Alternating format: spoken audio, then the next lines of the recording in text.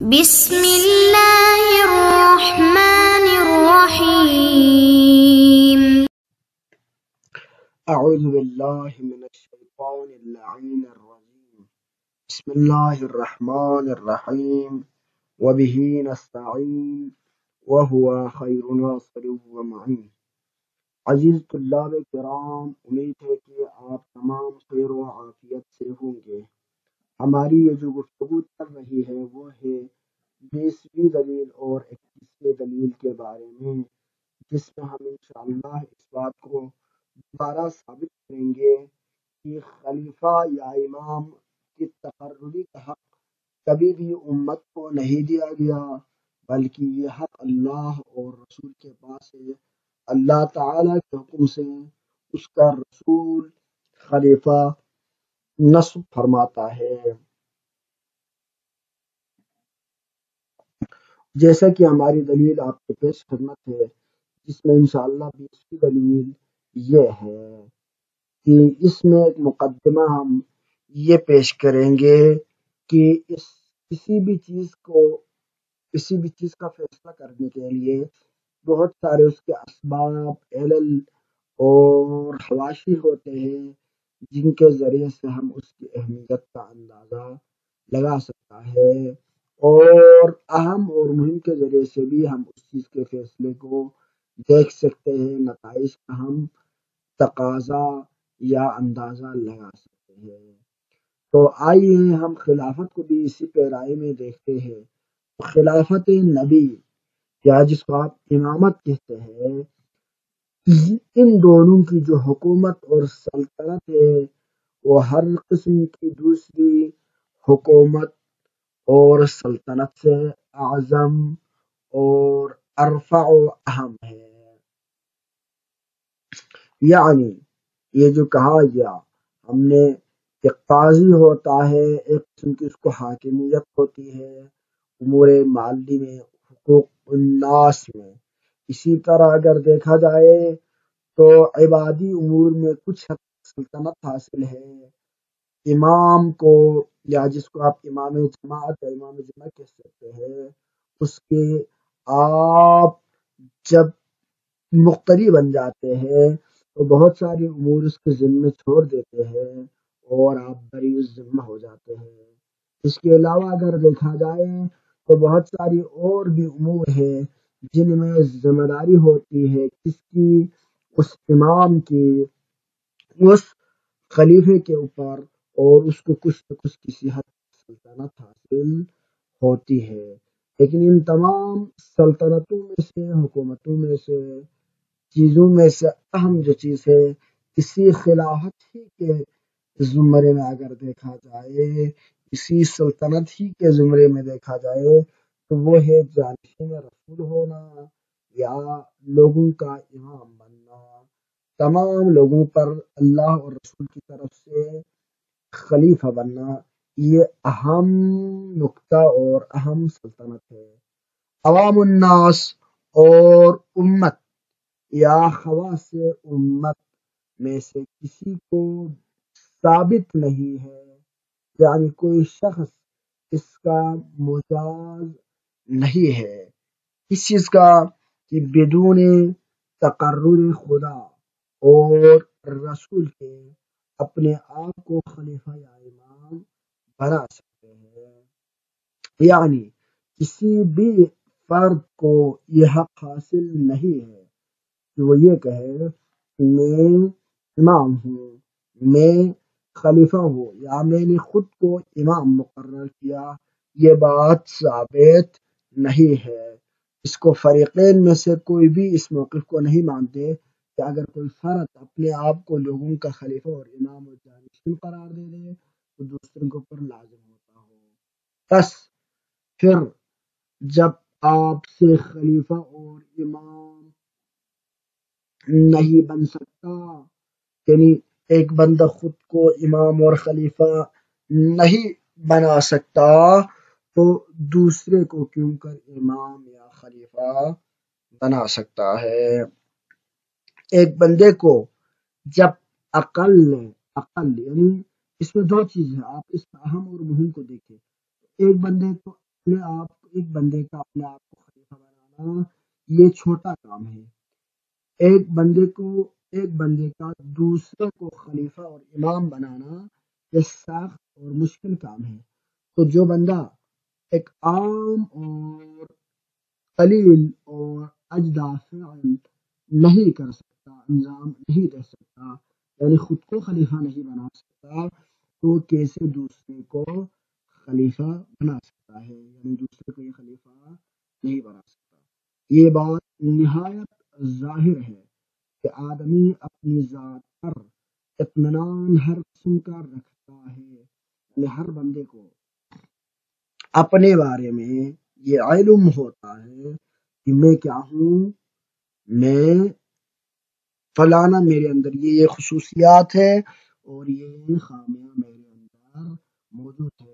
یعنی ایک فرد کو اپنے اندر موجود خوبیوں کا بھی علم ہوتا ہے اور خامیوں کا بھی علم ہوتا ہے.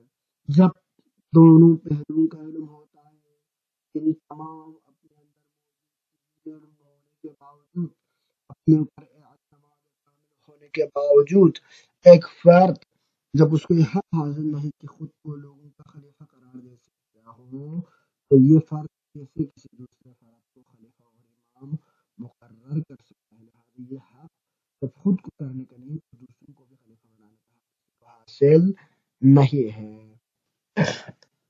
ہاں، یہ ہو سکتا ہے کہ اگر کوئی فرد معصوم ہو انہی لوگوں میں سے، تو یہاں پر بات الگ ہے. یعنی بات الگ ہونے کا مطلب یہ ہے کہ معصوم کو امام قرار دے، پھر تو وہی بات ہو گئی کہ خدا کا بنایا ہوا ہوگا. یعنی اگر یہ کہا جائے کہ لوگ جا کر کسی اپنے آپ پر لوگوں کو اعتماد نہیں ہے، کسی معصوم فرد پر ان کو اعتماد ہو اور وہ جا کے کسی معصوم فرد کو امام اور خلیفہ بنائے، تو پھر معصوم کو جب بنایا تو اس میں پھر بات پلٹتی ہے اسی اللہ تعالیٰ کی طرف، کہ ہم نے پہلے بھی عرض کر چکا کہ اگر کوئی فرد کسی کو معصوم کو خلیفہ بنائے تو لوگوں کو کسی کی کردار کا علم حاصل نہیں ہوتا، ان کی گفتار، ان کی باقی چیزوں کا علم نہیں ہوتا ہے. جب ان چیزوں کو لوگوں کو علم نہیں ہے تو معصوم کو عصمت کو درک نہیں کر سکتا. جب لوگ عصمت کو درک نہیں کر سکتا تو لہٰذا معصوم کو خلیفہ بنانے کا یہ جو پاور اور جو صلاحیت ہے وہ لوگوں میں موجود نہیں ہے. بس جب معصوم کو آپ خلیفہ بنائیں گے تو لازم ہوگا کہ وہ اللہ ہی کی طرف سے منسوب ہو، اور اسی کو ہم منسوب من اللہ کہتے ہیں، اور یہی ہمارا موقف ہے. لیکن اگر غیر معصوم کو بنائیں گے تو باقیوں کے بنسبت اپنے آپ پر اعتماد ہے. جب اپنے آپ پر زیادہ اعتماد ہوتے ہوئے خود کو خلیفہ نہیں بنا سکتا، تو جن کے بارے میں، جن کی اندرونی کیفیات کے بارے میں، لوگوں کو فسق و فجور کے بارے میں، حقائق کے بارے میں، تقویٰ کے بارے میں کسی کو کچھ علم نہیں، تو آپ کسی دوسرے فرد کو خلیفہ بنا سکتے ہیں. لہٰذا یہ خلیفہ بنانا لوگوں کے بس کی بات نہیں ہے. بس خلیفہ بنانے کا حق صرف کس کو ہے؟ اللہ اور اس کے رسول کو ہے. اس کا رسول اللہ کے حکم سے خلیفہ بناتا ہے.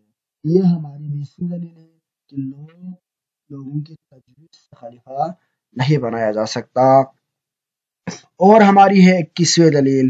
21ویں دلیل میں ہم ایک اور اہم نقطے کی طرف توجہ دلائیں گے، اور اس نقطے میں ہم اہمیت امام کو پیش نظر رکھتے ہوئے اس بات پر استدلال کریں گے کہ امام بنانا لوگوں کے بس کی بات نہیں ہے، تجویز سے جائز نہیں ہے، بلکہ اللہ ہی امام بناتا ہے. کیوں؟ اب یہاں پر ہم امام کے اوصاف کے ذریعے سے استدلال کر رہے ہیں کہ امام کے لیے واجب ہے کہ اپنے زمانے کے سب لوگوں سے دین میں، علم میں، ورع میں، پرہیزگاری میں سب سے کیا ہو؟ افضل ہو. امور سیاست میں فرد یگانہ ہو. لہذا امام کامل الفرد، یعنی افضل الفرد، اعلم الفرد، اعور الناس، یعنی لوگوں کے اندر اپنے زمانے کے لوگوں سے ہر کوالٹی، ہر اچھی خصوصیت، ہر اچھی صفت میں لوگوں سے فرد اکمل ہونا چاہیے، افضل ہونا چاہیے۔ اب اگر ہم نے اپنے اختیار سے کسی کو امام بنایا، مثلاً آپ ووٹ دے دیں، آپ سقیفہ کے ذریعے سے، آپ شورا کے ذریعے سے کسی فرد کو اپنا امام مانتے ہیں، خلیفہ بناتے ہیں، تو یہاں پر یہ اندیشہ ضرور رہے گا کہ ایسا نہ ہو باطن میں یہ فرد کافر ہو یا یہ فاسق ہو۔ کیوں؟ کیونکہ خود رسول صلی اللہ علیہ وآلہ وسلم کے زمانے کے یعنی جو مؤمنین ہیں ان کے بارے میں، جو اصحاب ہے، وہاں پر سارے اصحاب تھے، ماننے والے تھے، جانشار تھے۔ ان تمام کے ہونے کے باوجود سورہ منافقون جیسا دردناک سورہ نازل ہوا، اور اس سورہ میں لوگوں کی نفاق کے بارے میں آپ کو بتایا گیا، لوگوں کے اندر چلنے والی چاپلوسی کے بارے میں آپ کو آگاہ کیا گیا۔ تو اس کا مطلب یہ ہے جب رسول کے ہوتے ہوئے نفاق ختم نہیں ہوا، فسق ختم نہیں ہوا، لوگوں کے اندر منافقت موجود تھی، تو آپ کیسے کہہ سکتے ہیں کہ رسول کے جاتے ہی ایک دن کے اندر سارا کا سارا نفاق اور منافقین ختم ہو جائے؟ یہ ممکن نہیں ہے، بلکہ نفاق منافقت کا یہ سلسلہ اب بھی جاری ہے۔ لیکن جب رسول کا زمانہ تھا تو منافقین کے الگ کیٹیگری تھے، ان کو مؤمنین سے جدا رکھا گیا، لیکن جب رسول گئے تو اس کے بعد نفاق کو توڑنے کے لیے پردہ مل گیا، اور وہ فتنے کی صورت میں ظاہر ہو گئی، اور اصل اسلام اور نفاق کے درمیان کوئی فرق باقی نہیں رہا، لہٰذا یہ مشکل پیش آئی۔ بس اگر آپ کسی فرد کو خلیفہ بنا بھی دیں، آپ یہ نہیں کہہ سکتے کہ یہ بندہ فرد مومن اورا ہے، ظاہراً ممکن ہے اورا ہو، ظاہراً ممکن ہے اعلم ہو، ظاہراً ممکن ہے متقی ہو، مگر اس کے اندر جو فسق ہے، فجور ہے، ان چیزوں کا ہمیں علم نہیں ہوتا ہے، اور اس کی مقدار علم بھی ہم پر مخفی رہیں گے۔ اس لیے کہ مطالب علمیہ روزانہ متجدد ہوتے ہیں۔ ممکن ہے ایک بندے کی مقدار علم جب آپ اس کو خلیفہ بنا رہے ہیں تو اس وقت زمانے میں سب سے زیادہ عالم ہو، سب سے زیادہ بلند مرتبے کی شخصیت ہو، لیکن آپ یہ نہیں کہہ سکتے کہ یہی بندہ ہمیشہ عالم رہے گا، یہی زمانے میں ہر اکمل ممکن ہے نئی ایک علم ایجاد ہو جائے، وجود میں آ جائے، اس علم کا اس فرد کو علم ہی نہ ہو۔ اسی طرح قوت اجتہادیہ ہے، اس میں بھی غلط کاریاں ہوتی ہیں، غلطی سے باز نہیں رہتے، خطا کاری سے لوگوں کو سامنا پڑتا ہے، تو اس امام کے اور اس کے سوا دوسرے شخص کے ان کمالات میں قیاس کرنا اور افضل اور مفضول کو پہچاننا یہ ہم پر مخفی رہے گا۔ آپ زمانے کے تقاضے کے مطابق کسی فرد کو اعلم اور افضل ڈکلیئر کر سکتے ہیں، مگر وہی فیصلہ حتمی نہ ہوگا، اس میں خلاف کا بھی احتمال رہے گا۔ جس کو میں نے عالم مانا ہے، جس کو میں نے افضل مانا ہے، ممکن ہے اس سے بڑھ کر کوئی اور عالم ہو، جدید علم موجود میں آ جائے اور اس بندے کو اس کا علم نہ ہو، تو یہ سارے احتمالات باقی رہتا ہے۔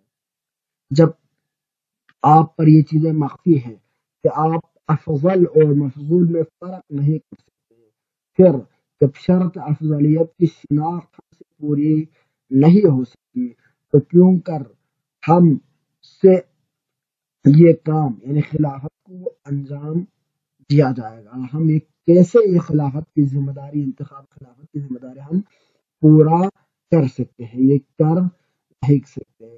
اور جب افضل اور مفضول کو پہچاننے کی صلاحیت ہمارے پاس موجود نہیں ہے، اور کیوں کر امام بنانا ہمارے اختیار میں براہ عقل جائز ہوگا؟ بلکہ عقل کے حکم سے یہ جائز نہیں ہونا چاہیے۔ اگر یہ چیز جائز ہو تو اس کا مطلب یہ ہوگا کہ اللہ تعالیٰ نے مفضول کو افضل پر مقدم کرنے کی جواز ہمیں دی ہو، اور یہ عقل کے خلاف ہے، اور یہ جائز نہیں ہے۔ بس اس سے بھی یہ بات ثابت ہے کہ اللہ تعالیٰ نے خلیفہ بنانے کا اختیار لوگوں کو نہیں دیا ہے۔ صلی اللہ علیہ وسلم محمد